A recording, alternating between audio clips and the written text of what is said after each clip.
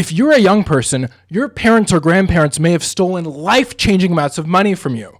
And it's not only legal, it's mandatory. If you haven't guessed it already, today we're going to be talking about the Old Age Survivors or Disability Program, better known as Social Security. And this isn't clickbait. Right now, billions of dollars are being transferred from younger generations to the elderly, possibly never to be seen again. Now, because I know I will have some elderly viewers, please don't send me death threats. Listen, I know this isn't your fault. You're victims of this system too, and I'm going to explain the whole thing. But this video is mostly directed at young people who don't understand that this wealth transfer is happening at all. By the way, I should clear up there are two things that Social Security does that we will not be talking about today. It provides assistance for people on disabilities, and it also provides assistance for children when their parents die before they turn 18. I'm going to try to do four things today.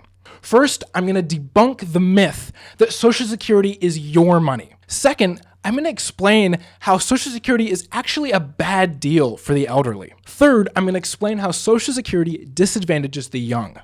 And finally, if you're still around, we can have a respectful conversation about what we can do moving forward that's best for everyone. First, let's debunk the myth that Social Security is your money, that it's just a savings account that you put in money and take it out later. I think most of us deep down do understand that this isn't how Social Security works.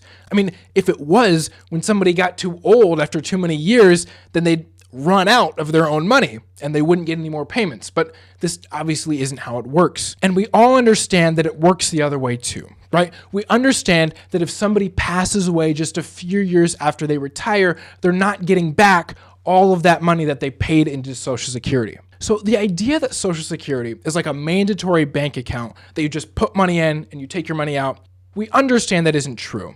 So how does it actually work? Well, about 6% from your paycheck and then another 6% from your employer goes into this Social Security fund. And that fund is used to pay out past retirees. So the first person to ever use Social Security, her name was Ida Fuller. And she paid $24.75 into the fund, but over the course of her lifetime, she received $22,888.92. That wasn't her money. It was coming in from the paychecks of the next generation of workers. Now, for many years, Social Security had a surplus. That meant it was taking more in taxes than it was paying out to retirees. But ever since the 2010s, this has not been the case. This fund is being rapidly depleted, and experts estimate it's going to be gone by 2033. When 2033 arrives, none of the money that came in years past will be left to pay future retirees. Okay, next, let's talk about why Social Security is actually a bad deal for the elderly. Now, this is interesting because it's an incredibly popular program. It's such a popular program that there's never been a serious push to reform it ever. In fact, the amount of benefits it's paid out has only increased over time. Here's a video of the response to when Joe Biden talked about potential reform to Social Security in one of his State of the Union addresses. I'm not saying it's a majority. Let me give you, anybody who doubts it, contact my office. So people must think that Social Security is a really good deal. Well, is it? So I did some math, and the average monthly check for a person who retires at 65 is about $1,700 a month or $20,000 a year. Now, a lot of households get two checks, but for individuals, $20,000 is well below the poverty line. That means that Social Security is not enough to provide livable income for retirees. It's only supplemental income. That means that you're going to need additional help to actually get by. Let's say that you work from age 18 to 65 and you put in $600,000.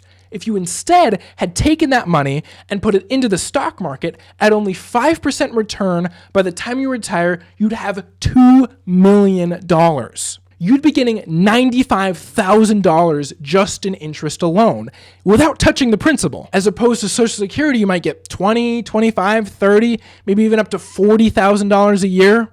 That's not nearly as much. Now, if the government wanted to set up a system to provide for poor and disadvantaged seniors, that would be a whole different thing. But no, this is mandatory for everyone. Social Security forces you to put your money into an account that you can't control, can't take out for emergencies, and get far less return than if you just simply invested it. It's essentially the government acting as a babysitter for grown adults, saying, "You can't be trusted to save your own money. We have to do it for you." Again, if it were just an option for people who wanted it, or if it was just a system to help the disadvantaged, I might understand that.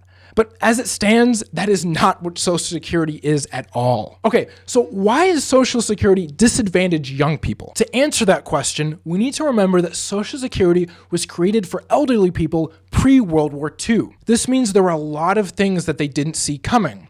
Most importantly, baby boomers. As most of you know, when soldiers came back home at the end of World War II, there was an explosion of new children, known as baby boomers. This was the largest generation seen up to that point and since. The other piece of the puzzle is advancements in science and technology. This meant that baby boomers were now able to live longer than any generation ever had ever before. This is obviously a good thing. But it had consequences, because once baby boomers started retiring, this meant that the percentage of people over 65 started growing and growing and growing, and it's continuing to grow. This means that the income generated by today's generation is no longer enough to cover the cost of previous generations. And this means that the entire system could collapse. So what I said at the beginning of this video is true. If you're a young person paying into Social Security, there's a chance that the money you're paying in, you might never get back. The program isn't going to end in 2033, but there won't be enough money to cover all of its costs. Well, what can we do about this? There's a lot of things we could do to reform Social Security. One thing we could try is raising the age where you're allowed to start collecting your benefits.